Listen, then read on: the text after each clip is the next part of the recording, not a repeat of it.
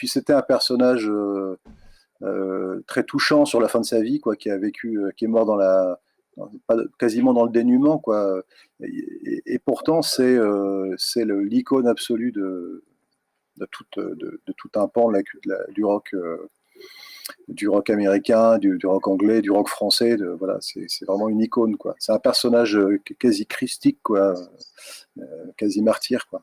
Alors justement, à propos de l'album dont tu viens de parler, Like Flies on Sherbert, en fait, c'est cette case-là que sur laquelle je voulais m'attarder quelques secondes.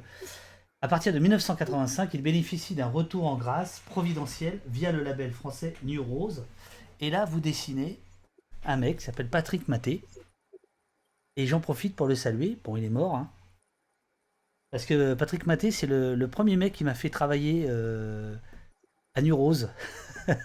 Je faisais les biographies des artistes New Rose, enfin de certains artistes New Rose. Et donc, je vendais mon fanzine là-bas, rue Pierre Sarrazin. Tant qu'il y aura du rock, ça s'appelait. Et ce gars-là, donc ils étaient deux, hein, il y avait lui et Louis, voilà.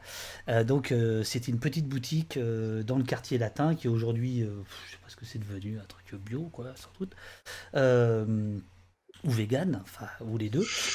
Et donc, bon bref, et donc, voilà, Patrick Maté, et donc ça m'a ému, quoi, ça m'a ému de le voir là, et Patrick Maté, euh, que tu ne dessines pas comme il était, c'est-à-dire quand même avec un gros cigare, hein, c'est-à-dire c'était quand même un manager. Bon, bref, passons.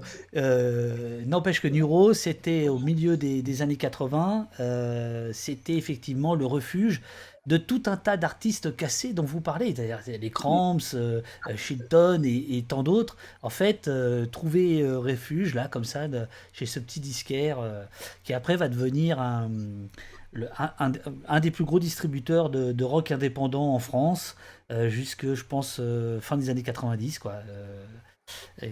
Notamment qui va distribuer tous les disques du rock alternatif de Bondage, des Berus et tout ça, quoi. Voilà. Et donc là, c'est Patrick Maté qu'on retrouve sur l'itinéraire d'Alex Chilton, quoi. Voilà.